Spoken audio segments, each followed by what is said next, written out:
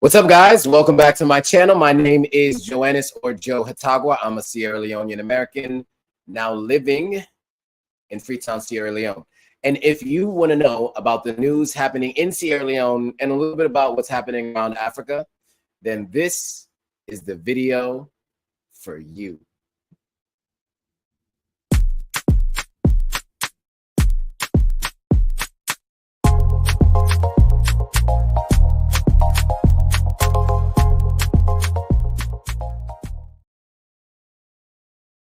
All right. We're a little bit late, but we are live, and we're live everywhere, literally everywhere.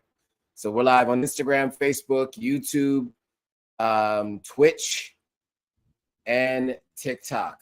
We're also live, I think, on LinkedIn as well.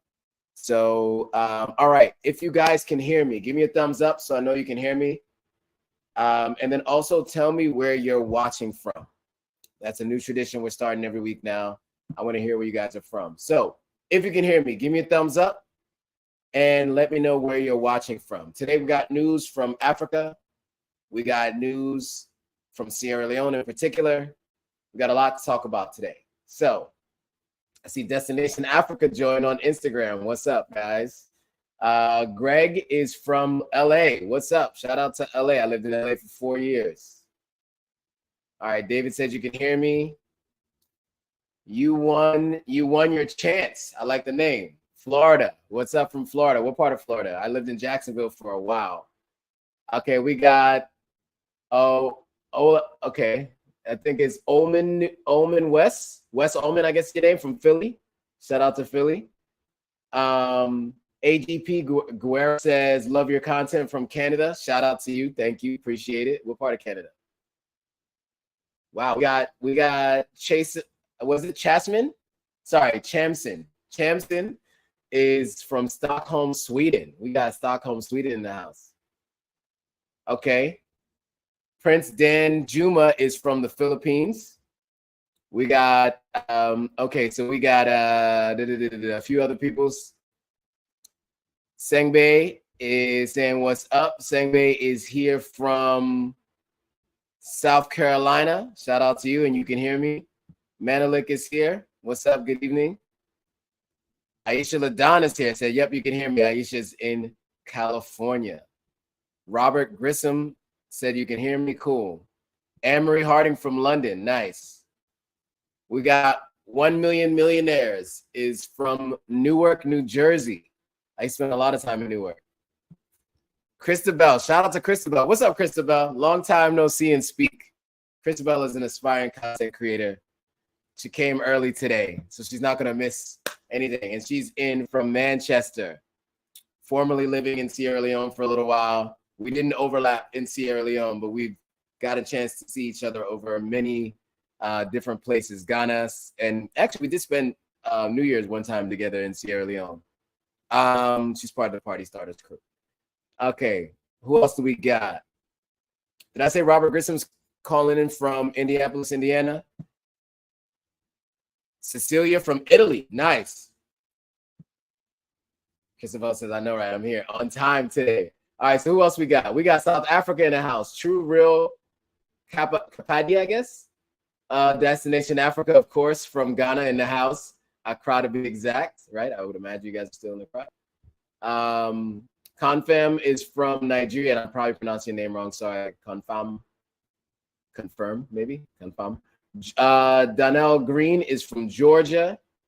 We got True Real Kappa Diaz from Johannesburg, South Africa. What else we got? Who else we got? Okay. Mac Holloman from Austin, Texas. My sister used to live in Austin for a while. She went to UT Austin. Beverly Humphrey is from Texas. All right, cool. What do we got on TikTok? Anybody telling us where they're from on TikTok? You guys always join, but you never say if you can hear me with a thumbs up or where you're from. Can you guys on TikTok hear me and tell me where you guys are from? All right. Living Natural says they are watching from Texas. Cool. All right, we got a lot to go over today. I'm going to start with my introductions because there's a lot of new people here. So for those of you who know me, Just bear with me on the introductions a little bit, just to give people a little bit of an idea of who I am and where I'm from and what I do. And then we're going to get right into some news around the continent of Africa, and then specifically some major headlines from Sierra Leone, power outages, what happened and why, and some updates on the protests and the planned protests that were today. But let's see if there's a couple more people I can acknowledge that are here. Misty One says, your internet is crazy. Yes. Shout out to Sierra Leone. Sorry, guys. I literally today just re-upped on my internet plan with Africell, and it's supposed to be one of the best in the country. And unfortunately, it hasn't been working too well. So I apologize, guys. Take it up with Africell. Sorry. All right, cool. Who else do we got? We got anybody else that I haven't acknowledged yet? Where you're from? From Ro. Where's Ro? R-O. What's R-O? This is Christian UL. IYIN Borjo is from Georgia, GA. Shout out to you. Okay, cool. We got a full house. So let's get into the content today. So I think last week I was struggling a little bit.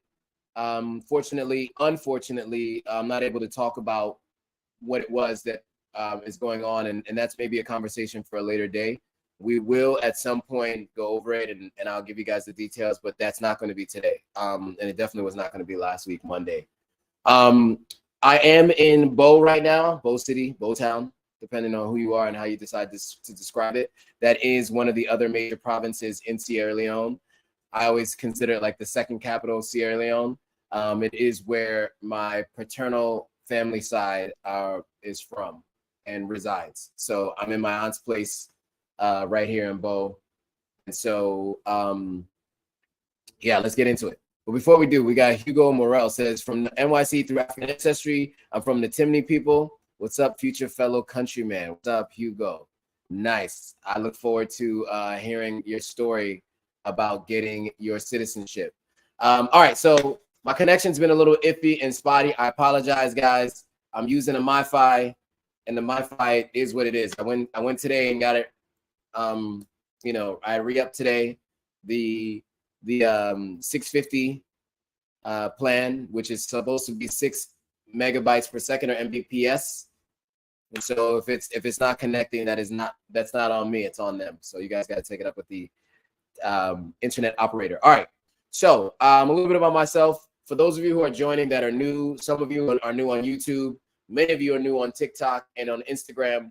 My name is Joannis. Yes, I know, that's my name though. Joe. I also go by Joe, and my last name is Hatagwa. I was born and raised in the States, but my parents are Sierra Leonean, and I am a dual citizen between the United States and Sierra Leone. I lived in Ghana for 2 years before moving to Sierra Leone a little over 3 months ago, and I now run an advertising agency here in Sierra Leone, and I spend my time as an influencer. As a matter of fact, in a few weeks, I'll be traveling to Tanzania on a project to film my experience with the folks at Maximum Impact. Oh, man. Of course. By the way, I'm utilizing a generator. That generator should be able to power all of these devices. And of course, like clockwork, when I go live, something has to happen. I don't normally use generator, but this isn't my house. And so they use a generator here. Unfortunately, I cannot hear the generator. So that leads me to believe that the generator has run out of fuel, even though I bought enough fuel that should have lasted me until at least Wednesday. So this should be interesting. Let's see if I'm able to get light back and he can turn the generator back on. We have house help here who's supposed to be turning the generator on. These are exciting times here in Sierra Leone. You guys get a chance to watch me go live in the dark, I guess. And unfortunately, I don't have any other devices to give me extra light. So let me see if I can figure out a way to plug into my computer, the ring light, so at least there's a little bit more light for you guys to see me. Anita says, shout out Sierra Leone. Yes. Actually, I can't imagine that just like that. I think the generator just went off. I don't hear it at all. So, you gotta love it. You gotta love it. This is classic Sierra Leone. Okay, so anyway, as I was saying, Aisha says, "Mama Salon love." Yeah. Just interrupting the live, just right as I go live. Fine with power, leading up to the live for the last 2 hours, and then all of a sudden, boom, just like that. But anyway, we're gonna go on with the show. I'll be presenting what's on my screen anyway. By the way, those of you who are following on TikTok and on Instagram, the generator is back on again. And now we have lights. Yeah, okay. We're back. We're back, ladies and gentlemen. A brief intermission. But we're back with light. We're back with light. So I don't know what that was, but we're back. Okay, so I'm going to present my screen. For those of you who are watching on Instagram and on TikTok and you want to see what's on my screen, you can go to my profile. In my profile, there's a link that says, actually just a link on my profile, my link tree. You click on that link, that'll take you to a link tree with a bunch of links. The top link that says join me on YouTube live right now, just click on that link. That'll take you to the YouTube live so you can follow along, and your comments will more easily be seen. Because I'm presenting on a screen down here, this is probably where I'm going to spend most of my time, energy, and attention. So if you want to your comments to be seen and read on live, I recommend you go to the YouTube live and send your comments there. And also you'll be able to see what's on screen. All right, cool. So let's get into it. Knowledge seeker said, God said, let there be light. Sure. Or Muhammad, I mean, when you go turn on the generator, that too. All right. Okay. All right, so give me a second. Let me just pull up my screen here and present. It has been one of those weeks, trust me, not the ideal scenario by any means, but we're gonna get through this. Okay, so let me share my screen. Here we go.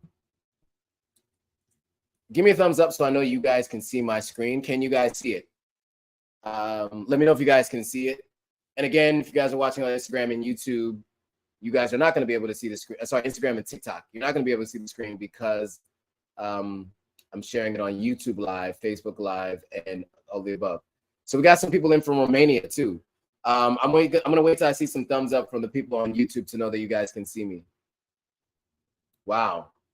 Christian is from Romania, if I can believe it. Well, I can believe it. Why not?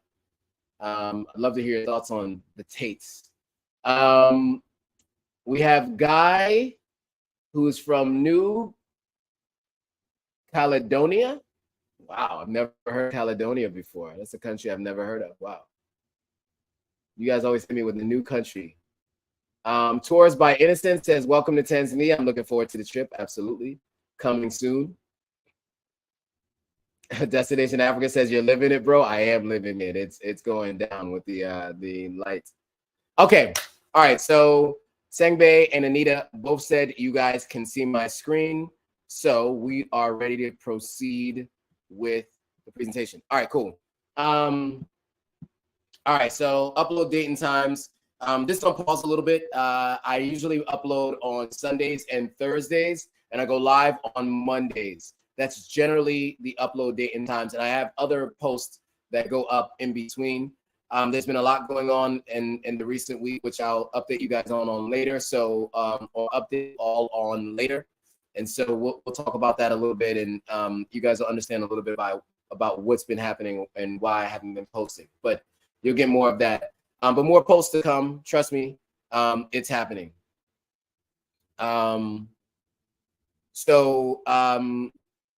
People on TikTok says you need a Zoom link. Okay, maybe a Zoom link at some point in time, I guess.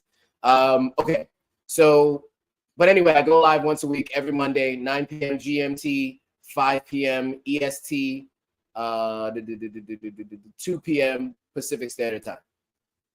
Make sure you like, comment, share, subscribe, turn on post notifications so you guys are notified every time a new video comes out. And also, we want to share this with other people so we can help grow this audience so they can continue to get this kind of information, right? The goal from me is to share information with you all who are either planning to move to the continent of Africa, visit the continent of Africa, potentially even invest on the continent of Africa. That's the goal, is to give you guys the insight you might need to help you make those decisions. So I'll be traveling with folks who handle those kinds of things in other countries like Tanzania and in Kenya later this year. And I'll also be traveling to other places, which we'll talk about, especially for 2024. Ghana, I'm going back to Ghana a couple times this year. In the next couple of weeks, I'll be in Ghana. And then on my way back from Tanzania, I'll be in Ghana as well. So I'm just going to keep you guys posted on those trips, trying to go to Nigeria as well. But yeah, that's the goal, is to help you guys make that decision. So quickly, services. I have consulting services for moving and visiting Ghana. I'm not going to spend too much time on that. Same thing for Sierra Leone. If you want to visit Sierra Leone, move to Sierra Leone, buy land in Sierra Leone, I can help you do that. While I'm in Bo here, I finalized the process of buying the land in Sierra Leone. There was just a little bit left that had to be done. We got a lot of signatures. There was just two more signatures that were needed, and then we're good to go. Aisha Ladan has a great question, and I have an answer for you. So Aisha's question is, are you going to be at the Sierra Leone Business Investors event that Vicky Rameau is doing on October 7th? I will not be there. I will actually be in Tanzania at that point in time. It's in the DMV area. But I know it's going to be a great event. I'm going to try to watch some of it online from Tanzania, but I'll be busy filming on a work trip. Misty One says, do you plan on visiting Liberia? Yes, I do plan on visiting Liberia. Do you intend on visiting Liberia? Yes, eventually, sometime in the near future, but I don't know exactly when. But yeah, it's a drive away. Just one straight drive versus making a right, and instead of coming to Bo, I could have driven right into Liberia. So it's on the list of places to go for sure. I will be going to Liberia sometime in 2024. All right. So if you want to work with me on any consulting that I do, you can click on booking a private one-on-one 1 hour long session with me. You can find that in my link tree, whether you're on Instagram or TikTok. Here's what some people have said. I have some other testimonials that I'll be sharing soon. You got Aisha's testimonial, which she's on the live here. She's been commenting. She just asked if I was going to the Investing Summit. She shouted me out. And then Anita, who also has been commenting, also had great things to say about her consulting session. Social media consulting as well, I will do. So I can consult on Instagram, TikTok, YouTube, Twitter, and LinkedIn. As I mentioned, I've amassed a following across all platforms of over 180,000. And that is all due to strategies that I've employed and implemented through a long list of courses that I've taken, and just fully investing 100% of my energy and effort into doing this. That's what I do full time now. I started doing it in January, and we grew from Instagram from 50,000 to 132,000 as of this week. And that is all from January to September. So I most definitely can walk you through how I did that and help you guys grow your following if necessary, if you'd like to. So if you'd like to figure that out and find out how I do that, you can book some session with me here. Okay, so influencer services, I do content services, talent services. I can host a webinar, host a seminar, live seminar, panel moderator, keynote speaker, panelist, whatever you need me to do, I can do all of that. Content services, obviously, I can post for you on my page. I can help you create content. And then also in-person services. As I mentioned, I went to Gambia earlier this year, going to Tanzania in a couple weeks. And then further down the line, I will be going to Kenya. If you want to reach out to me for that, just email me at authenticafricanlife@gmail.com. Like I said, I'm going to Tanzania October 7th through the 16th. So I won't be at the investment conference in the DMV area. And I'm going with Jay Cameron and his crew. Here's where you can find information on that in my link tree. It's all there. I'm going to Kenya as well, and I'll be there from. Oops, sorry. This keyboard shortcut thing has gotten in the way. I'm going with Kia Waukesha Simmons and her team. I'm going from 28th of December through January 8th. All right, cool. So that's where you can find out. I do Instagram marketing as well. If you guys want to promote your products or businesses on my Instagram page, you can do that as well. All right. Now, let's get into the news because I spent a long time doing introductions. You guys all know who I am and what I do. Now let's get into the news. All right, so headline news from around the continent of Africa first. Sorry, guys. If you have no idea what's going through my mind right now and what's going on in life right now. So bear with me if I sometimes seem a little bit out of it. All right, cool. So I think the first thing I want to talk about is this earthquake in Morocco because it was a huge deal. And, you know, I don't know if the loss of life is described in the way that it should be when you consider how many people have lost their lives in this earthquake. You know, there have been devastating earthquakes in the States, you know, where a few people lose life, and it's something that, you know, it's on a constant news cycle. But there have been 2,000 people who have died in this deadly earthquake in Morocco. There's a lot of people in Marrakesh sleeping outdoors. But there's also been 2,400 at least that have been injured and at least 1,400 critically injured. So this happened last Friday in a magnitude 6.8 earthquake. And it was in the Moroccan High Atlas Mountains, southeast of Marrakesh. So it happened in the mountains, but it affected Marrakesh. So, of course, the NBC News mentioned that no Americans had been reported killed by the U.S. State Department, but there were a number of injured U.S. citizens. But they said that number was small. Pope Francis offered a prayer. A chef, Jose Andres, sent a food trucks from his nonprofit organization, World Central Kitchen, you know, set up in remote locations in Morocco hit hard by the quake to prepare food as needed. This is a really big deal. I mean, 2,000 people dead and 2,400 people injured. Man, you know, just think about how many lives are impacted by that, right? I can't even imagine, like, to see that kind of devastation. And you see the pictures here, like what it looks like. You know, people save up their whole lives to build a house, move to a country, move to a city, and just like that, it's all taken from you. So, you know, with a story like this and with stories like this moving forward, I'm always going to try to be a little bit more sensitive, especially to the loss of life, considering what I've been experiencing in the last 2 years. So I think it's important that I think when people report on these kinds of things, they're really sensitive to that topic, because I don't know if people really realize what people go through when they lose people like this. And so anyway, I wanted to mention this story because I don't know how much you guys were aware. This is a big deal right now. There's still talks about how you can support. You can just Google the Morocco earthquake. There are going to be plenty of stories and plenty of places that people are going to set up GoFundMes and things like that if you want to support people who are dealing with this tragic situation. But yeah, I just wanted to bring it to your all of your attention so you guys knew that this is happening. And this is a really big deal. I mean, 2,000 people. You know, this is like, that is a huge number of people. That is a lot of people. And another 2,400 who have been injured. And I don't know if the 1,400 are part of the 2,400 that have been injured, or if that's a separate critically injured number. Because if that's the case, we're talking about between loss of life and critically injured, we're talking about over 6,000 plus people, almost 7,000 people. So just, you know, take that all into perspective, how many people have been affected physically, and then the families of those people, how many of those people have been affected. So, you know, Jerry Campbell just stepped into the building. What's up, Jerry Campbell? Anthony Clemson says the buildings were not built to sustain an earthquake. Yeah, likely not. I don't know how often Morocco has earthquakes.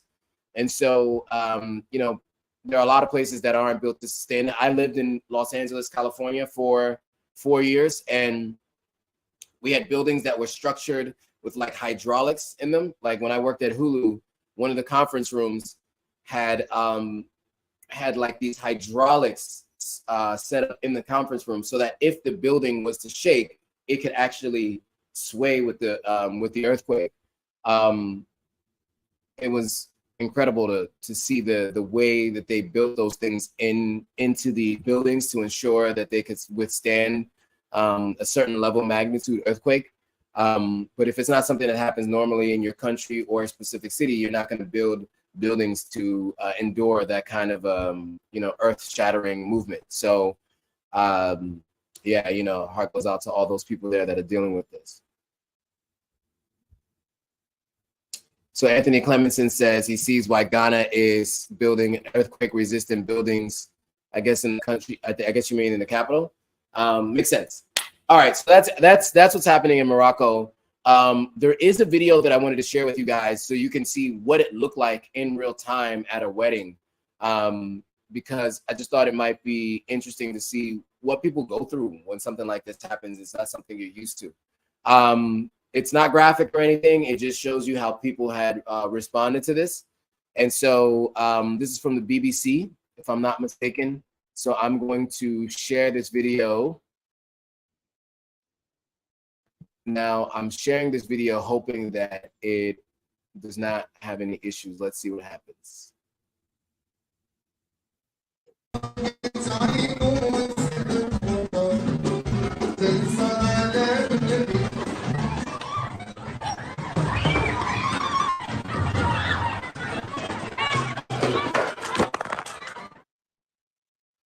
So you can imagine what might have been going through their minds as this is happening, right? This is in the middle of a wedding. So this is something that BBC shared on their Instagram page, just to kind of give context to people as to what was happening at the time of. You can see what it looks like in real time, right? So they, in order to keep it from being graphic, they cut it off there. But if you guys want to know more about what's happening there, you can just, like I said, you can just do a quick Google and you can figure out, you get more details on how you can support and what actually happened. Let me see, is there any other questions or comments on this as we go along? A lot of people are joining from Instagram and YouTube, or Instagram and TikTok. If you guys want to follow along with what's on screen, head over to my profile and click on a link in my profile. When you're there, just click on the top link that says join me on YouTube Live right now. And that'll take you right over to the YouTube Live so you can see what's on screen and you can see what the comments are, what comments are being said. All right, cool. So I wanted to touch on that topic really quickly, because I think it's important, right? It's an important one that, so again, I just kind of went through the details, more than 2,000 dead, 2,100 people have been, 2,100 people have been killed. So it's really devastating, and it's a very sad story. So this was the moment that I just showed this video. Okay, so the next story is a story from Niger, which I think is interesting. So, I think we've talked about this a bit. A lot of people have been really excited about the coup that happened in Niger. And this is the latest, the second to last coup that's happened on the continent of Africa. It happened in July. And the junta that took over said that he's going to stay in office for 3 years before he steps out of office. A couple of things that came from that is ECOWAS set up standby troops with very little support from, in terms of Nigeria, they had very little support from the Senate. In Ghana, they had very little support from the ministers. And in other West African countries, they had very little support from the general populace and constituencies. Many people do not support sending troops to Niger to stop or to reinstate the former president. There are a lot of conversations about why, and we've talked about this on many lives before. But I think what I'll do today is just speak to this news story, which I thought was interesting. And if you want to know how the new government has been handling things in Niger, here's one example of one of the things that they reportedly have done that I think would probably be a little bit of a shock to many, but I think a relief to others, right? So the military government in Niger reportedly has corrected the price of uranium paid by France. So if you guys remember, we've talked about this previously. France was extracting $2 billion a year and giving $1 billion per year in aid. So extracting 2 billion, giving 1 billion in aid every year, right?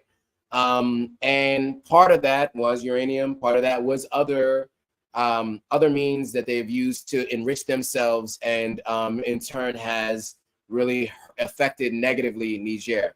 And part of the reason for overthrowing the former president was his close relationship to France and the West, and what many people believe to have been bad deals that former administrations and the current administration continue to have with the West and with France, that would continue to keep the country of Niger down, but would continue to enrich those in power. And so, again, I've always said I'm not the biggest fan of coups. I think I prefer there be a democratically elected president, but we also understand that in certain cases, it seems as though people feel like the last resort and the only resort is a coup. So with that, I want to get into the rest of the story. So according to a report published by The Spectacle in Niger, a prominent player in the global uranium market has made a daring decision and increased the price of uranium from 80 I guess it's like 80 pence. I don't know what you call anything less than a euro. If you guys know what the euro change is, because we would say cents in the United States, but this isn't cents, it's euros. So I don't know what less than a euro is, but it was less than a euro per kg of uranium. Now it's at the global price of 200 euros per kg. Now that's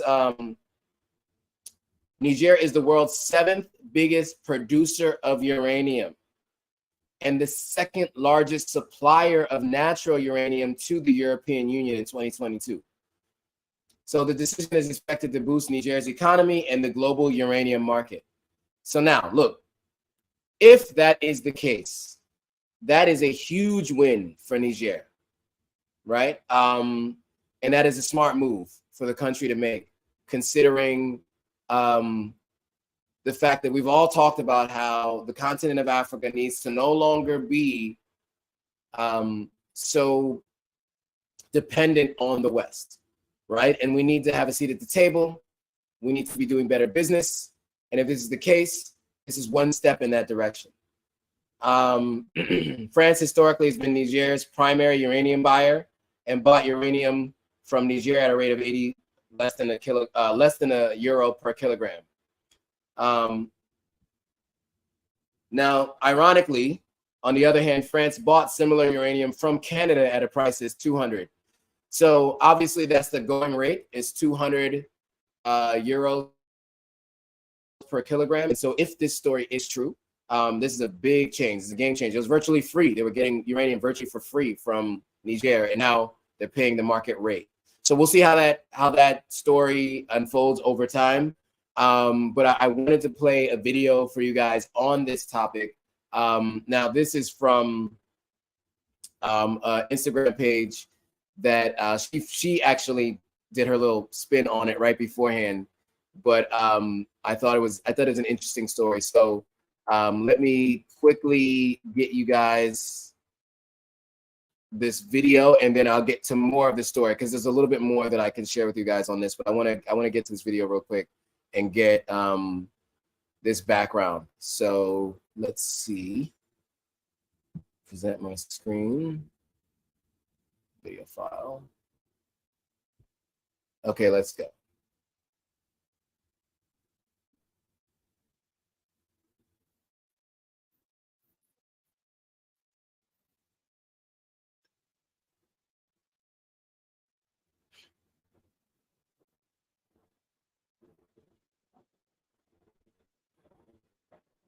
World market to 200 euros per kilogram.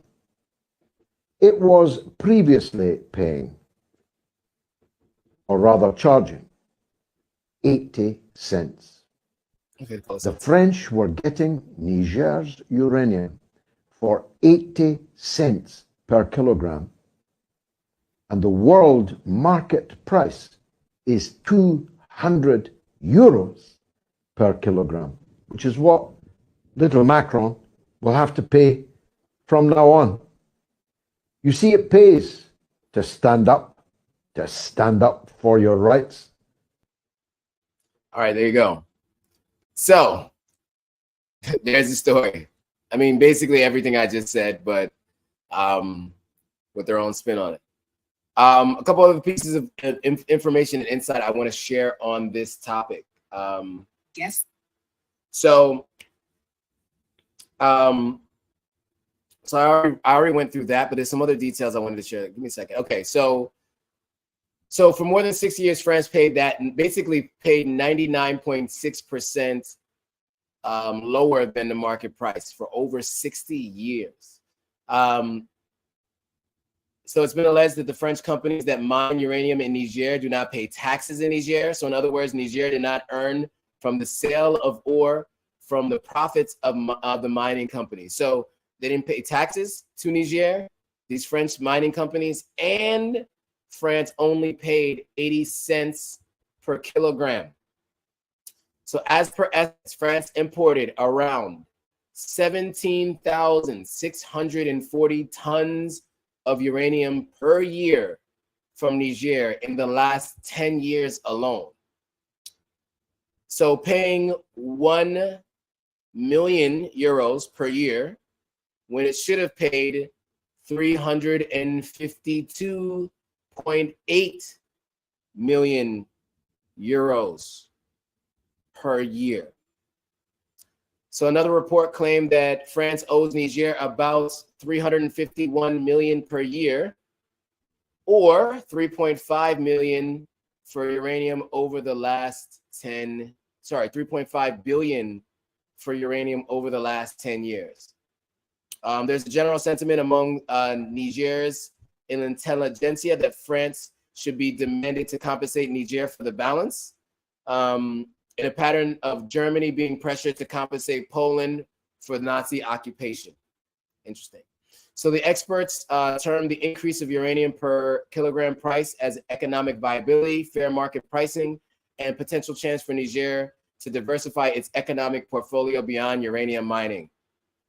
So you guys might remember I talked about some of the if you guys saw my video that I did on this a while back for the African Diaspora News Channel. And I talked about the potential implications. If you want to see those videos, you can check out their channel for that. But, you know, one of the things we talked about was one of the things to do, especially now that they were going to lose some of the aid from France, was to diversify their businesses and their economic output. Little did I know, one option would have been to raise the price of uranium, because I did not know the price of uranium was 80 cents per kilogram that they were paying, as opposed to the 200 euros per kilogram. So obviously this is going to be untapped revenue from Niger immediately, depending on how Niger decides to continue to purchase uranium from, France decides to continue to purchase uranium from Niger. So one last fact that I want to mention is Niger is one of France's top 3 uranium suppliers over the last 10 years. The 88,200 tons of natural uranium imported into France came mainly from 3 countries: Kazakhstan, Niger, and Uzbekistan. And Niger is number 2 on that list. And so you can see here in the bottom right-hand corner where they're getting all their uranium from. So huge story coming out of Niger, and I think that is a big win for Niger, considering how people were trying to determine what the benefits of this coup would be, and if they were actually going to do anything significant as a military rule. And it seems as though they've made one significant major change, if the reports are true. So Anthony Clemenson is clapping for that. Let's see. Kwame is saying hi. I hope all is well with everyone else. What's up? Jerry saying hi to Kwame.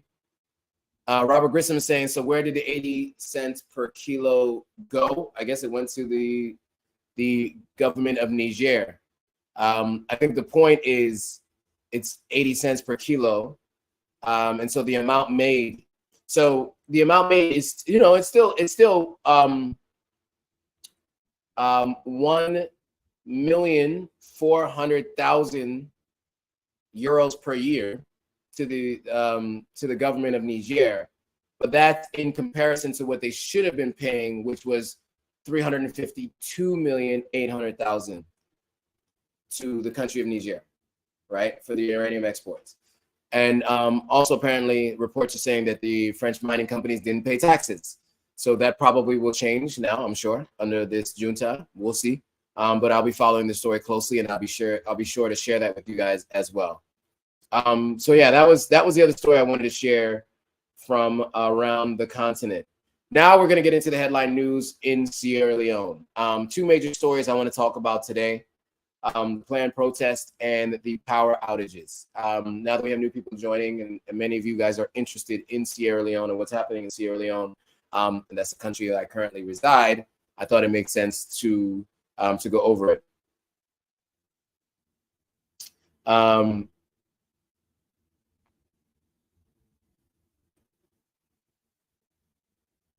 So Jerry Campbell's saying, I probably missed your coverage of it, but any color on the protest in Sierra Leone? I saw a clip of it and it looked a bit intense. So I've been following it closely. I've been in Bo, and most of it has been happening in Freetown. East End is what I'm hearing, maybe a little bit in Waterloo. But where I am currently is about 3 hours away. So I have not been around to hear what's been going on locally, but I've been getting some updates from friends of mine in terms of how they've been moving. In general, most people I know have moved to office, to the house, without any incident, but just struggled. Okay, but before we get into that, there's some more comments on the uranium story. So let's go back to that. Points. Did the 80 cents go into the bank account of the overthrown president? That's a good question. Maybe so. That's a good question, Robert. I don't know, but that's a possibility for sure. It's absolutely a possibility. Shout out to everyone joining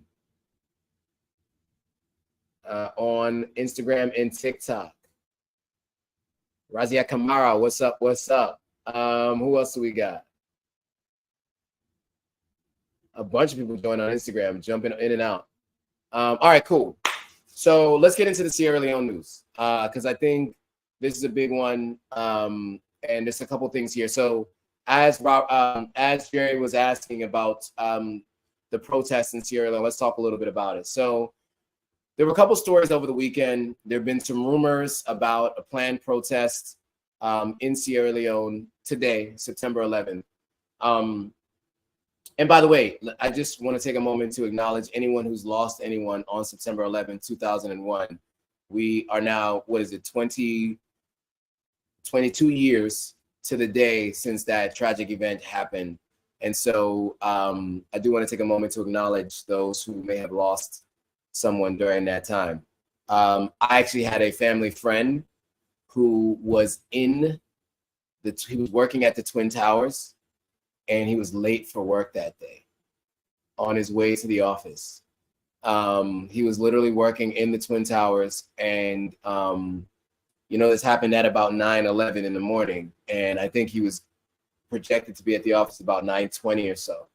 And so before he could even get there, all the commotion was happening and people were running, and so his life was spared that day. But there are others that weren't. So I do want to acknowledge that, because it is a day of remembrance for many people, especially for those of you in the U.S.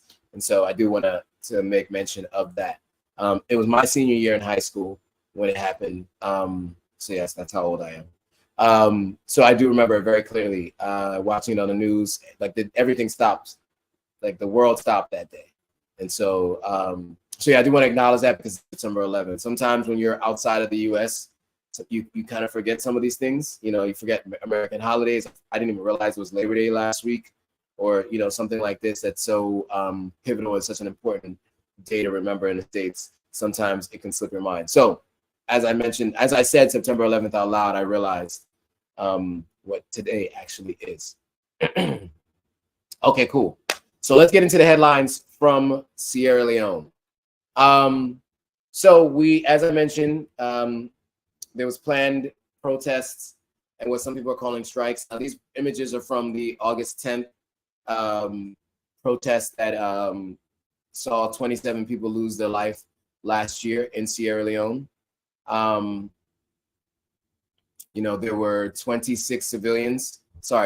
civilians and 6 police officers who experienced loss of life during last year's protest. And so you can see these are some images from that. Now, this year, I would say anytime there have been some planned protests, they've been isolated to specific groups.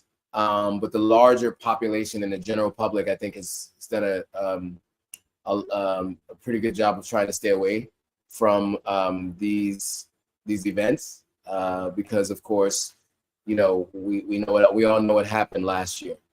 So I do want to just go through some of the news stories and some of the commentary that came out during this time. So on the 9th, which was Saturday or Friday, it's the 11th, 10th, 9th. So Saturday, the chief minister, David Senge, voiced concern over the planned protest. He called on the opposition leaders to publicly condemn these demonstrations. His message shared various social media platforms accompanied by a plea to leaders of the opposition party to take a stand against the protest. He wrote, "Is it too much to ask our friends who are leaders in the opposition to publicly condemn these so-called protests heavily linked to them? Couldn't they disassociate themselves publicly from these continuous calls of violence and instability? We have one alone and land we love." So the planned protests have raised concerns about potential political tensions and instability in Sierra Leone. His call for unity and peace reflects the government's commitment to maintaining stability and safeguarding the nation's interests. At least that is according to the SLPP government and their statements. I feel like there's a bit of a delay on the news stories, so I'm going to keep going, and then we'll go back to some of the comments on some of the other stories, just because we've now moved on to news stories. Actually, you know what? To give people a chance to type any comments or thoughts about this particular statement, let me just go to this last statement from Abdullah, who says, "How much is France paying for oil from Gabon and Spain paying from Equatorial Guinea?" It's a good question. I'd love to know the answer to that. That's something I'd love to do some research on. I think that if the case is similar, then there needs to be some major change there, period. End of sentence. I'll leave it at that. All right, so moving on. So that was the statement from SLPP and the chief minister, David Senge. There was a statement from APC, which is the opposing party, right? The All People's Congress. So this is the story as it goes from Sierra Leone. In light of growing rumors surrounding planned demonstrations scheduled for September 11th and 12th, 2023, the All People's Congress, the main opposition party in Sierra Leone, has issued an official statement urging its supporters and members to abstain from participating in these protests. The APC's press release addresses concerns of disgruntled Sierra Leoneans who are dissatisfied with the country's current state, particularly in the aftermath of the contested June 24th elections. Despite acknowledging the validity of these concerns, the APC explicitly clarifies that it has no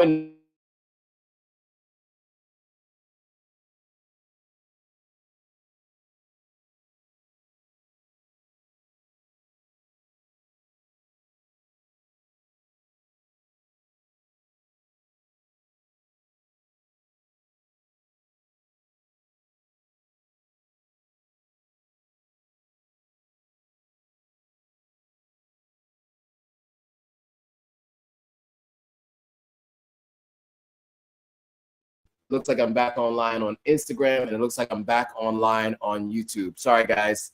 We're back online. Apologies again. Don't blame me. Blame the internet provider. but I lost my connection like halfway through reading the statement. But I think the main thing is actually I was reading the story about the statement. Let me actually read the statement. I spoke to somebody about this earlier who's a supporter of the party in power. He seems to think that this letter was, I would say,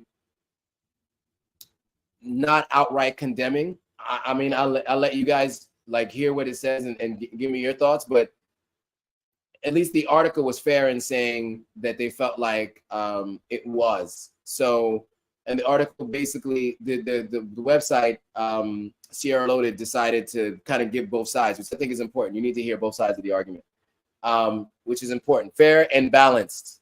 Isn't that what Fox News used to always say? Fair and balanced. All right. So public notice, planned September 11th demonstration. The attention of the leadership of the All People's Congress has been drawn to a planned demonstration on Monday, September 11th and Tuesday, September 12th by disgruntled Sierra Leoneans. I can't read that word, are clearly not happy with the state of affairs in the country, especially after the rigged June 24th elections. That's their words, not mine, just reading the statements. Whilst the concerns of the planners of the demonstration resonate with the APC, we would like to inform the public that the party is in no way involved in this planned demonstration slated for the aforementioned dates. We are calling on our supporters and members to refrain from any such demonstration and wants to hear from the party at the appropriate time. The APC has begun the process of dialogue with the government through credible international, I think, arbiters, and would not want to do anything that would undermine the process and put the party in a bad light. Let us allow the dialogue that has been initiated by the government of Sierra Leone to continue. In the interim, we call on Sierra Leoneans to keep the peace and not jump on the streets in the name of protest until we conclude the dialogue. So to me, I think it's a pretty specific statement that says not to protest. Now it's interesting because I hadn't read that just now. I had only read the article. And so it's interesting to hear how, to me, someone who is indifferent, all right, I can read that and it sounds like telling people not to do it. But someone who is a supporter of the opposite party heard that as an underlying take to the streets, which I did not hear. That's not what I read. So I think it's interesting, right? You know, when you have a particular lens in which you see things, you can see anything when you're reading a statement. And it was interesting that person told me explicitly that that this statement really was telling people to go out and protest, and it wasn't telling people not to. But as you read it, it seems pretty clear that they were telling people not to protest. So anyway, let me know what you guys think. I'd love to hear from you guys. But I'll move on to the next story. So the assistant police commissioner warned about the September 11th planned protest that was illegal. In a statement, he said, "We, the police, have not received any application for a demonstration as of yet, and all the news about it has been on social media." So to be clear, if you want to do a demonstration, you're supposed to submit an application and get an agreement from the police to do it. The assistant police commissioner furthered that the procedure for any demonstration is that the participants write the inspector general of police, who will either agree or disagree after weighing the odds. He said the police will implement a two-track approach, which is first to warn people not to participate in it, and then second is for the police to restore normalcy, which is to arrest anyone that come out to protest today. One of the functions of the police is to maintain law and order, and we cannot sit and watch the state plunge into disarray. At least that's how he described it. He added that there will be a collaboration with the security sector in order to maintain peace in the country. He also added that there are other plans to other plans that they're going to do, but they won't reveal it for security reasons. Meanwhile, on Saturday, armed police and military patrols were spotted in parts of the capital, Freetown. Sources have said that security forces will be deployed in strategic locations across the country on Sunday night. The government is urging locals to go about their normal business on Monday. Protests in Sierra Leone are rare, but often turn violent. August 10th of last year, as I mentioned, it says 25 people dead, but as far as I understand, it was 27 people who lost their lives, 21 civilians and 6 police officers. But this article is saying 25 people, but I'm pretty sure it's 27 based on all accounts. So, yeah, so that's what the police were saying. So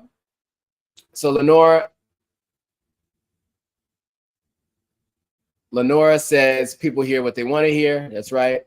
Christabel says fair enough, but no live bullets. Christabel says they could have used rubber bullets, and we'll get into that in a second because it seems as though there's some developments, some late developments that I've gotten. Chief Minister again on the 10th had some more statements. Says all public schools are open and in session. Tomorrow's not a holiday. All public services and institutions will be open. Tomorrow's not a holiday. Public transportation, including Okadas, Kekes, issued notice for full operation as citizens will show up. Peace will win, he stated. Now, let me tell you guys something. Well, let me go into the market women first, and then we'll go into what I heard about what was happening on the streets today. Just in terms of anecdotal insight from people like going to work and just going about their daily business. So on September 10th, they talked to some market women, at least Sierra Leone did. They said some market women in Freetown, others plan, and other parts of the country have decided to boycott a proposed protest slated for Monday, September 11th. So by boycotting the protest, technically you should be open for business, right? So on Monday, I have to open my shop and go to my normal business. I stay here and I'm the CEO of my business. I have no information on demonstration either from the radio stations or television. So I have to open my shop and go on my normal business. That's what one market woman said to Sierra Leone. She advised other business people to maintain their peace about normal business on Monday, Tuesday, adding that as several schools have reopened, the pupils need to go to school and be safe. She called on everyone to keep the peace and protect the image of the country. The unknown organizers of the protest said they'll be coming out on Monday to protest against the rising cost of living in the country, which has always been a piece of the protest as of recent. The recent protest is always about the rise of cost of living. So let me just read this last sentence here, or last sentence. Some commercial motorcyclists, taxi drivers, commercial tricycles, and other individuals in the sector have all pledged their commitment at different levels of engagement to go on their normal business and maintain the peace. So as of this morning, it was reported that the police activated a standby force. I will tell you, in Bo here, I was on the road and I saw a large military vehicle with many armed military officers. And I don't know what that was, but it was like a two-handed device. I don't know what it was, but you had to hold it with two hands and it was pointing outwards from the top above where you drive from. I don't know what it was. It could have been a bullhorn. It could have been some other kind of weapon I'm not familiar with. But it was interesting to see. And so I think it was a deterrent here. I mean, it was pretty peaceful here. I didn't hear much of anything, no protests, no nothing in Bo. Now, the standby force. So police in Sierra Leone have prepared its officers in readiness to be deployed in various parts of the country in the event that the protest that was planned was held as scheduled. Since last week, there have been rumors of protests and the rising cost of living, fuel prices, and discontent regarding the June 24th presidential elections. The strike was coordinated via viral messages shared on social media, especially on WhatsApp. So these messages were traced back to Adebayo, a Sierra Leonean living in Holland, and the head of the People's Power and Politics group. Now, this is someone I became familiar with when I reported on this story last year in August. I think I went live on the 12th, and the protest was on the 8th. So Adebayo is a gentleman living in Holland, and he has been credited with last year's protest. And apparently they are crediting him with the idea of this particular protest. Now, one of the conversations that come up a lot around this individual is people always forget I'm live on Mondays and call. Is the fact that other people who protested in dangerous situations protested with the people, not from afar. It looks like my Instagram live is going to end. So let me cut the Instagram live and start a new one. So give me a second, guys, to end the video, and I'm going to start a new one. Let me just do that real quick. Because unfortunately, this is one of those things that happens. Every time I go live now, I can only go live for an hour, which historically hadn't been an issue, but all of a sudden over the last 2 weeks, that has become an issue now. So just need to share, and then I'm going to go live once again really quickly. Okay, we are live. We're live. We're back live on Instagram. We're still live on TikTok. We're still live across all other platforms. So back to what I was saying. And so, by the way, if you're just joining on this live, or you're watching the replay, we are talking about news around the continent of Africa, but now we're specifically on news in Sierra Leone. We're talking about the planned protests today and the aftermath. And so one of the things we're talking about is this gentleman, Adebayo, and common sentiments that I've heard from people who have been a part of other protests, or who have, studied very closely the protests, the sit-ins, and the protests that happened in the 60s during the civil rights movement, and the idea that all of those folks, Martin Luther King and all the other folks that you can name, were there protesting along with the people who they were leading. They weren't doing it from afar, right? They weren't making announcements from somewhere else telling people to boycott and or protest in a certain place. And so I think that's one of the criticisms of Adebayo, is that he is leading protests from Holland. And what I hear is that putting other people in harm's way, right? Because all the people here are protesting knowing that there's a potential for loss of life, and he has the benefit of being far away and not being in danger. Now, some people have also said on the other side, well, he cannot organize anything if he experiences loss of life, right? And so that is one of the things that I think that is one of the arguments that are being made. Let me see what Anthony Clemenson is saying. This sounds familiar, like what goes on in Haiti. There's always someone overseas who's the head organizers for mass protests and riots. Yeah. I don't know. What do you guys think? Do you think that someone like Adebayo should be organizing protests from Holland and out of harm's way? Do you think that he should be here and be a part of the protest and be a martyr and or arrested and speak his mind from here? What do you guys think? I'd love to hear from you guys, because as I talk to different people, there are many different people across the spectrum on their beliefs about this. I think my personal belief, to be frank, is I think that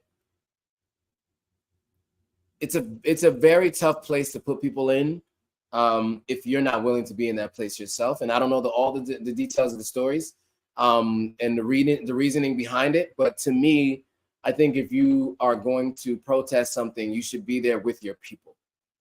That's just my general sentiment.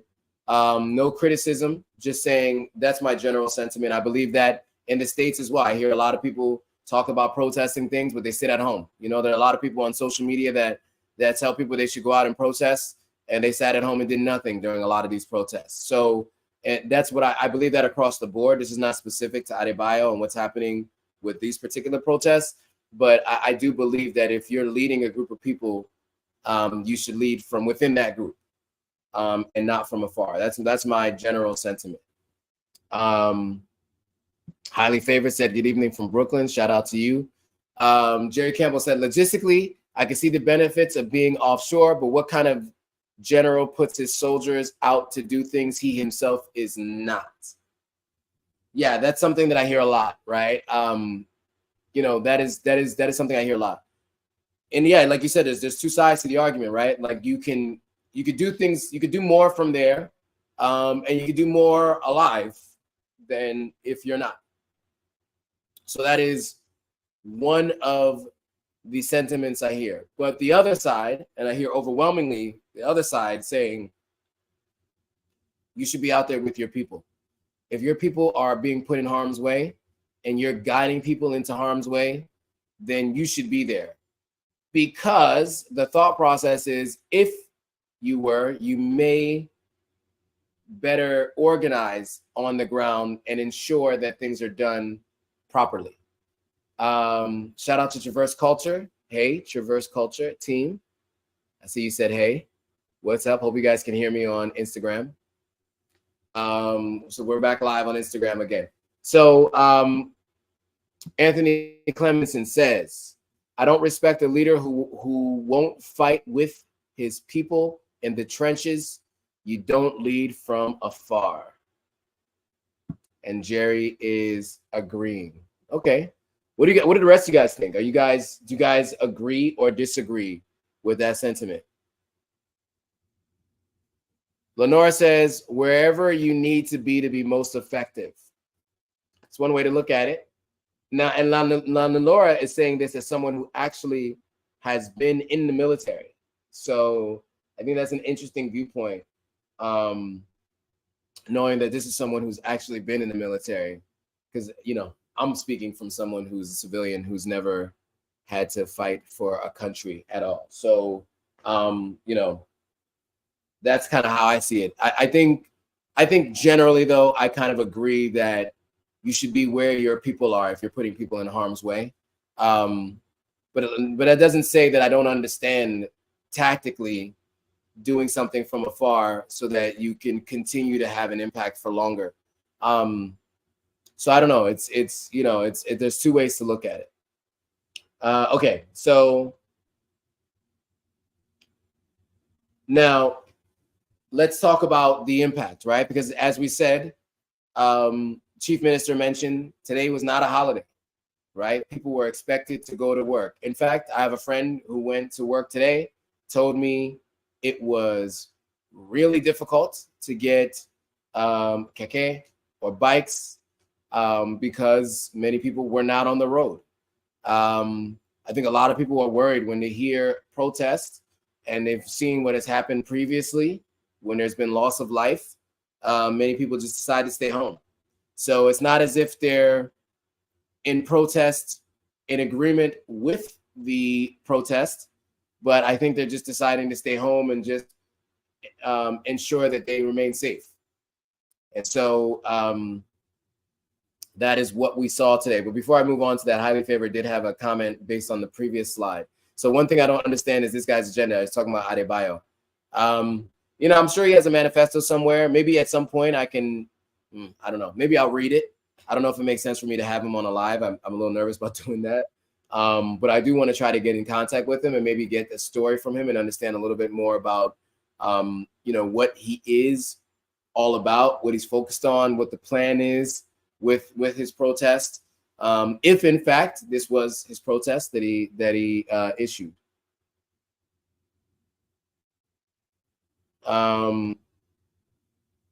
So Anthony Clemenson is disagreeing with Lenora, saying she's speaking tactics, we speaking about sparking a revolution. So even if you die in the struggle, your idea or movement should not stop. Yeah, I mean, I hear you on that. Yeah, I mean, I don't know. I mean, I think it's easier. It's definitely easier said than done. But yeah, I'm still a bit critical though. I think I tend to lean on the side of, you know, run with your people if that's what you're gonna do. I'm not telling people to go out and protest because I'm not willing to go out and protest in Sierra Leone. Um, and Lenore has a good point. She said I might be targeted if I do an interview. Yeah, I don't think I want to do an interview. I think what I want to do is probably just find out what his plan is, what he's trying to do, and see if it makes any sense. And share that with folks because people are always concerned and trying to figure out what's going on, and why he does this. Fala bueno, come with him, okay. Okay, so let me just read what it says here. So the article says Freetown witnessed an uncharacteristic silence on Monday morning as numerous businesses ranging from schools and markets to banks chose to remain closed. This move, presumably in anticipation of possible unrest, came in response to a two-day planned protest on the 11th and 12th of September 2023. According to observations from Sierra Loaded, and they actually went live. So Sierra Loaded went live, went to a school today. I was going to put up a slide on that, but it was hard to kind of keep up with it. But basically, the class was empty. I have a friend whose daughter was supposed to start class today, and the school called and said, no school today. So according to observations from Sierra Loaded, the usually bustling streets of Freetown showcased an eerie emptiness. Only a handful of residents ventured out, and just a few vehicles navigated the city roads. Major commercial entities, including Rokel Commercial Bank, Orange, and Africell, located in the central business district, kept their shutters down. When our reporters, this is Sierra Loaded's reporters, visited the senior secondary school adjacent to whatever street that is, there was only 1% of the school's pupil present in class. Freetown streets are not totally devoid of activity, though. A significant deployment of security forces encompassing both the police and military is noticeable, indicating the government's commitment to maintain peace and order. Okay, so let's go back to some of the comments and thoughts here. So Jerry Campbell said, yeah, man, there's something to be said for having the courage of your convictions. And what this is back to the Adebayo statement that we're talking about, right? Him mentioning that people should protest, but not being there with his people to protest with them. Highly Favored says, for crying out loud, this country is too small for all this stress. I don't disagree. But I think, you know, it's par for the course. If you live in the country, this is just how you live. It's just normal. It just becomes normalized. You know, most of the people I've talked to in my friend group were not fearful of their lives or for their lives or anything. They just decided to stay home. A lot of people did a work from home day today. You know, just made sure they had internet at home and work from home. I happen to be in the outer province, so I'm all the way in Bo right now, so I couldn't really see what it was like in real time, but I would have also stayed home today, considering what I heard previously with gunshots and whatnot last time there was a major protest. So let's move on to the update. Sierra Loaded, and I will say this about newspapers, or not newspapers, but news here in Sierra Leone. They have no fear of putting dead bodies. Oh, I shouldn't have said that. Unalive bodies on camera. It was brutal. And so this man reportedly shot in Kissy Street in Freetown. Eyewitness claimed that the man was a businessman who was at his stall when armed military and police stormed the community and unalived him. The man has been identified as Mr. Calone, a disabled top-up seller. Now, that's how he was identified. That is the story as it was reported.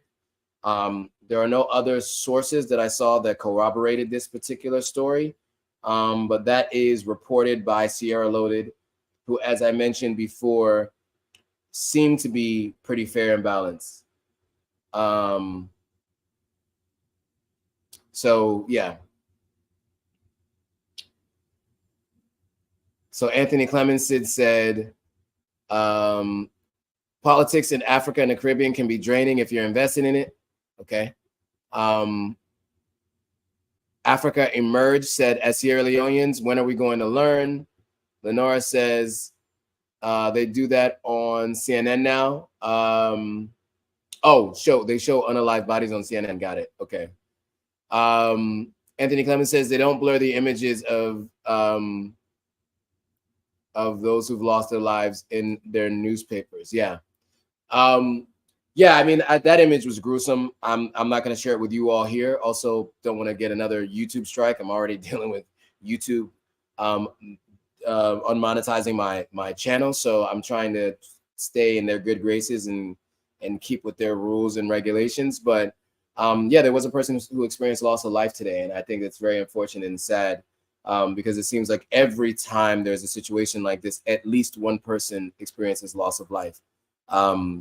You know, it happened the other time at the APC offices. You know, it happened another time.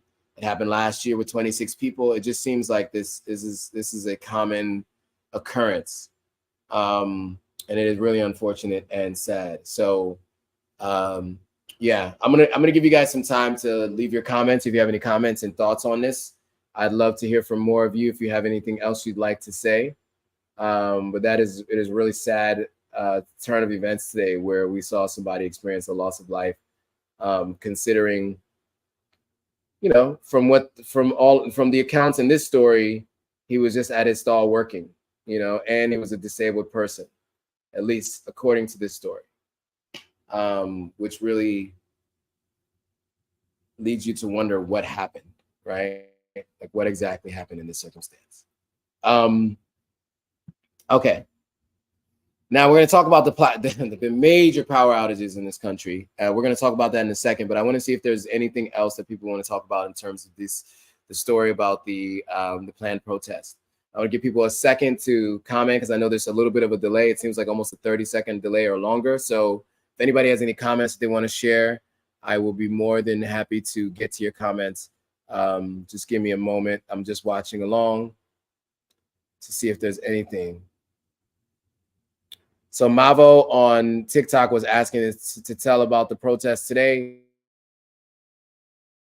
Hopefully that was a good enough overview and you've been able to hear what happened with the protests today. Let's see, anybody on Instagram have any questions or comments? Nobody on YouTube. All right, so let's talk about the major power outages in Sierra Leone. So about 2 days ago,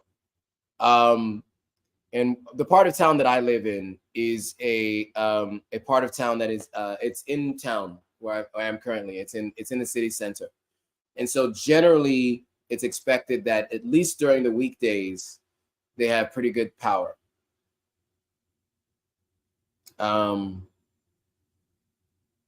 Okay, before we move on though, there was one more comment from Jerry Campbell. Sorry. Interested to hear what's your read on the situation. Do you think it's indicative of deeper unrest? The protest.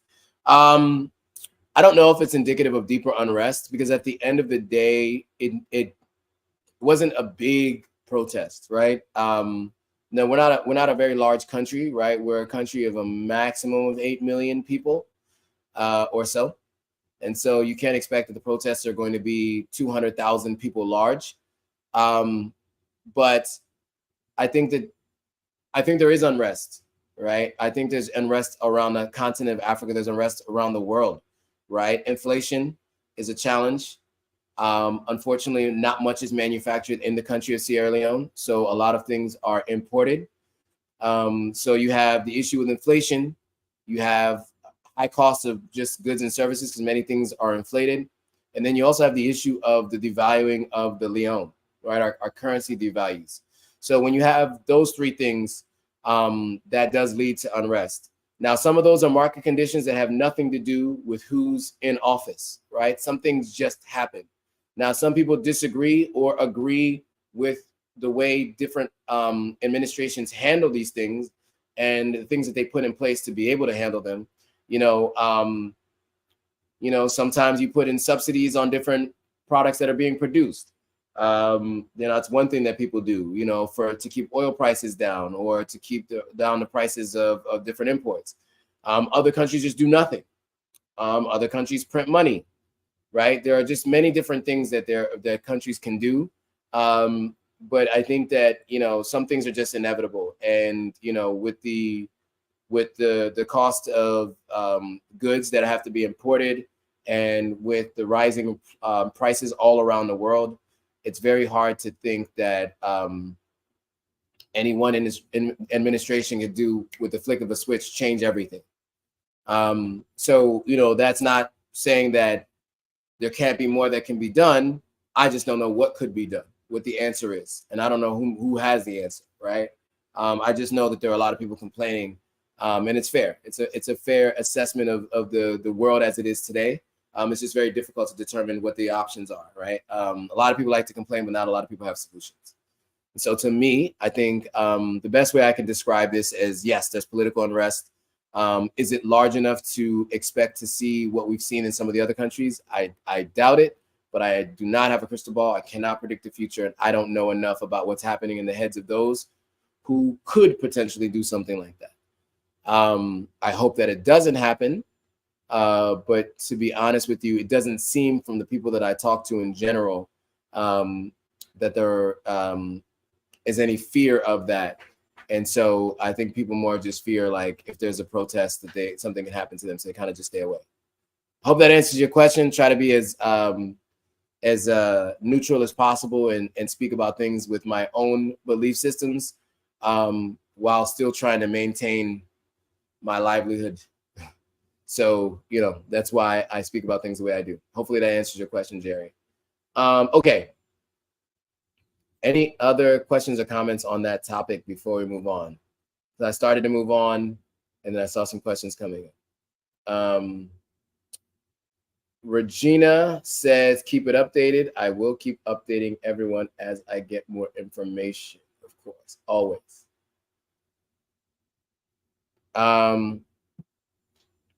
Jerry Campbell said, understood. And I don't like what's happening all over the world, particularly on the continent. It does answer my question. Thank you, Joe. You're welcome.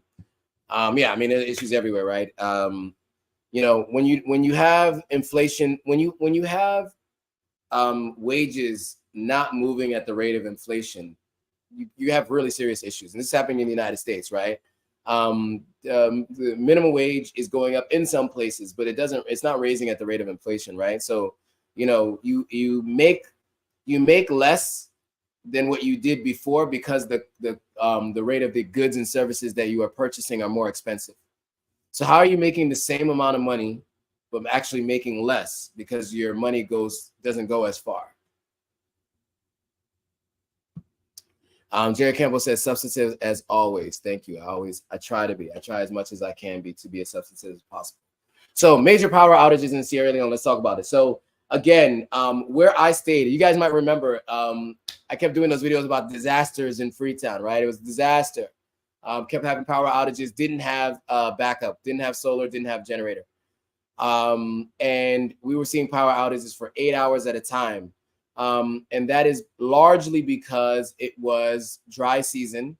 And in the dry season, you don't have as much of the hydropower that goes to those boats that can help power Freetown, and the dams and everything that help power Freetown. Now I'll get to that in a second. But because this is rainy season, most people during rainy season will say you're going to expect to have more light during rainy season. And so that was the expectation. And about 2 days ago, we started experiencing some major power outages. And I was questioning, like, what's going on? What's happening here? And, you know, and it was in many different parts of Freetown. So, like, I would talk to people that I know. I'm like, do you guys have light? We don't get light, so lights don't go. So we're trying to figure out, okay, so what happened? You don't have light. We don't have light, especially somewhere I know that almost always has light, because they're near a transformer, and not too far from political representative, right? And so the assumption is if they don't have light, something must be up, especially because they were experiencing power outages frequently as we were. So let's get into what caused the blackouts, because I think it's interesting. And I don't know if you guys knew about this, but I'm going to share because I learned a lot in the last 48 hours. And shout out to Isaac for putting me onto this news article. So Al Jazeera reported, actually. So this is not from anyone within country. This is outside the country. So Al Jazeera reported on this story. So power cuts to Sierra Leone as Turkey operator cuts supply over unpaid debt. So this is what it was looking like in many parts of Sierra Leone the last couple of days. You see lights in some people's generators in their houses, but barely light. It's dark. It's dark. So the Turkish operator Car Power is one of 3 sources of electricity in Sierra Leone's capital city. Sierra Leone's capital city, Freetown, has been hit by power cuts, its energy minister said on Friday after Turkey's Car Power ship switched off electricity supply due to an unpaid debt of around $40 million. That is not a small amount.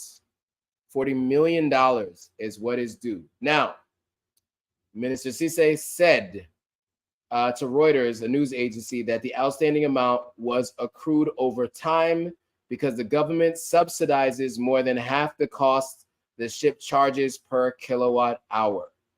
So remember, we talked about government subsidies to help with different things. At least the explanation here is that they subsidize the cost, meaning they're not generating revenue for the expenses occurred for the power that is being given to Sierra Leone by the Turkish power ship company. He said the government had to spend more on the subsidy because it charges consumers in the weak local Leone currency, one of the worst performing against the dollar, which is how it pays the power provider. So, to make sure that this makes sense for you all, the Leone last year dropped in its value basically in half, right? Now, the Sierra Leone government pays the Turkish company in dollars, but collects its revenue from Sierra Leonean citizens in leones. And if leones have dropped in value, even if you were collecting the same amount of revenue year over year in leones, the value is basically cut in half. So the same amount of money collected actually ended up being half what was paid to this Turkish car power ship. Does that make sense to everybody? Let me know if that makes sense. Let me know if that makes sense to you guys, because I hope it helps to understand. Op-ed said, Jerry Campbell says, debasement of currency. Op-ed says Sierra Leone is desperately poor, even by African standards. Hang tough, man. Okay. Highly favored said, wait a minute, what are you saying? Okay. Op-ed said, government should not subsidize. The country is too poor. African countries need to grow through market economy before it can even think about socialism. Okay, I don't know if this is socialism, but and I do think you should subsidize, because you have to think about it, right? The average income here is about $50 a month. And so if that's the average income, that's not enough to be able to cover the costs of really any significant electricity bill. And you might need electricity just for the basics, right? To study, to do any of the basic things you need to do. So I do disagree with that. I'm sorry, Op-ed. I think you do need to subsidize. I think you just need to find other sources of income. So a government commission has been set up to review the consumer electricity tariffs, which could double. Car Power Ship, one of the world's largest operators of floating power plants, and part of the Caradenas Energy Group, I don't know how to pronounce that, signed deals in 2018 and 2020 to provide electricity to Sierra Leone State Power Utility. The company has made similar deals with several African countries struggling with electricity supply. Yes, I've seen this actually when we were in Gambia on our way to Kunta Kinte Island. We were taking a ferry out there, and you could see the Car Power ship, the exact same ship. And so they were also helping to power the Gambia. Okay, so what else is the article saying?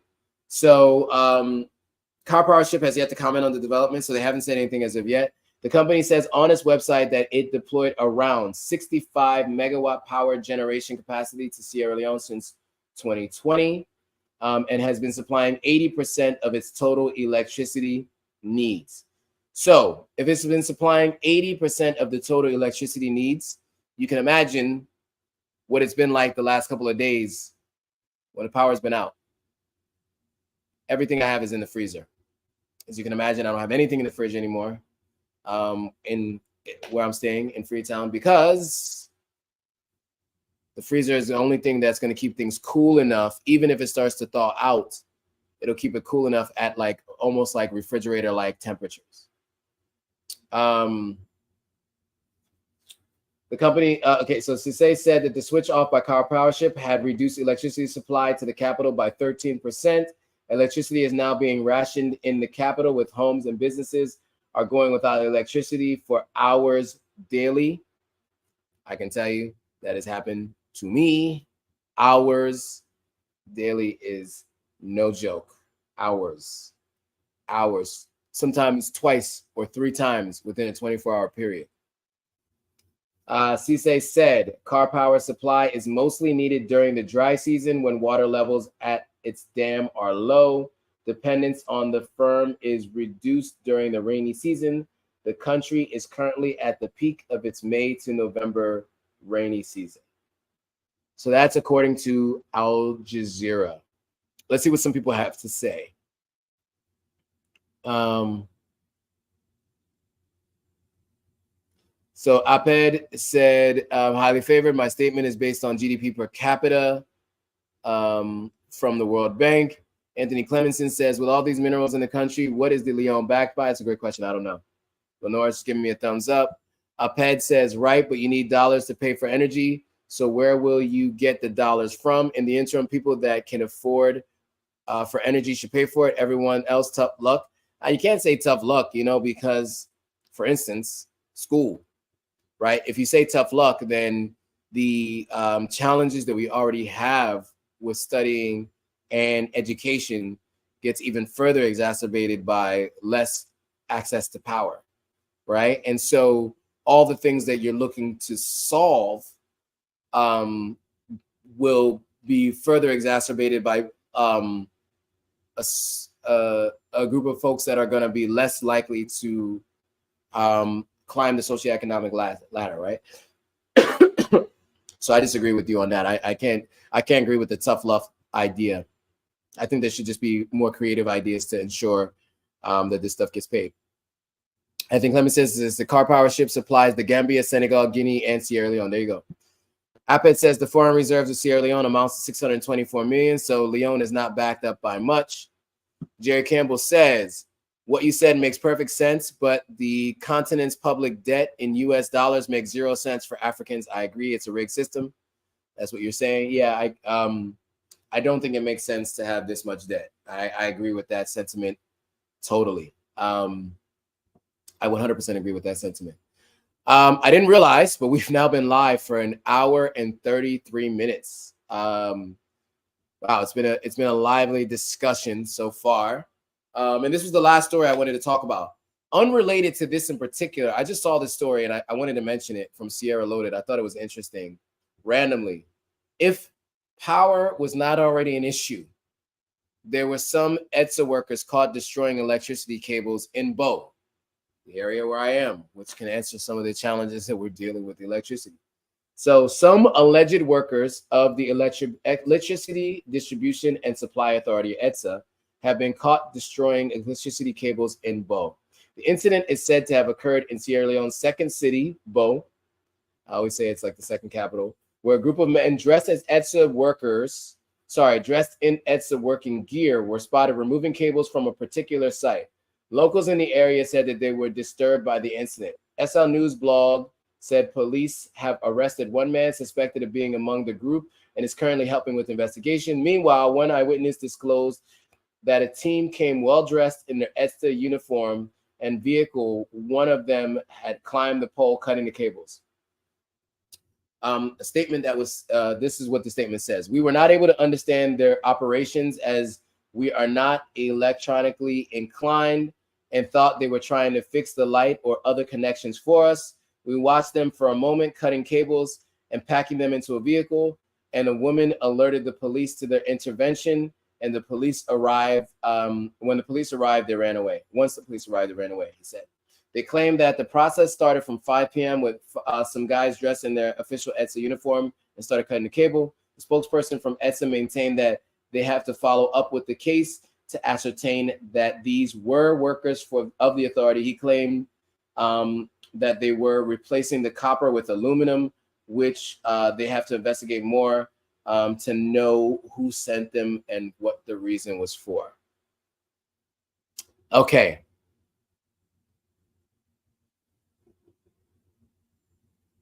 Okay, so a couple of other things. Anthony Clemenson says, I'm wondering if Sierra Leone is still under certain sanctions by the West. I'm not sure any sanctions have been implemented as of yet. There's been talks, but I don't think they've actually been sanctioned. They haven't been sanctions yet.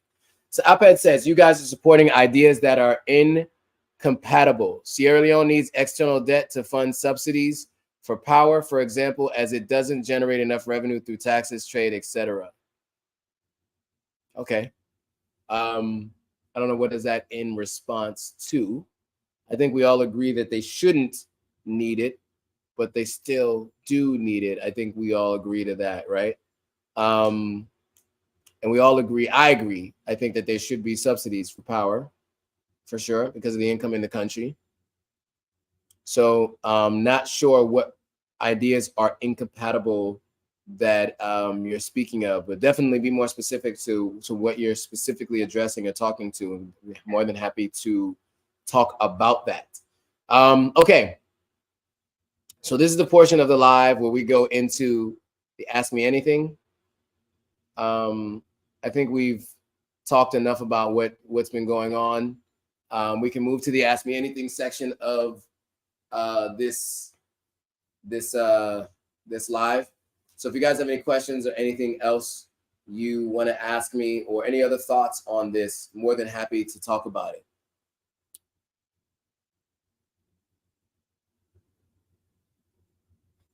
So Aped says, disagree. It's simple math. They need to fund deficits. Disagree with what in particular? Because, I've been talking a lot and I've been reading a lot of comments or questions. So I think if there is a debate, I'd love to see like specifics to what is disagreed with so that we can hear what you're specifically speaking to. And then maybe we can talk about it back and forth. More than happy to, though. But any other questions, comments, thoughts? Jerry Campbell has something. Let's see what you're saying. The price would have to collapse, but there's a need for Tesla type power walls, solar and batteries to power the home and grid. Yes, agreed. But yes, the price would have to come way down for it to be affordable here. There are some solar companies here, though, that are making headway and getting some real market penetration.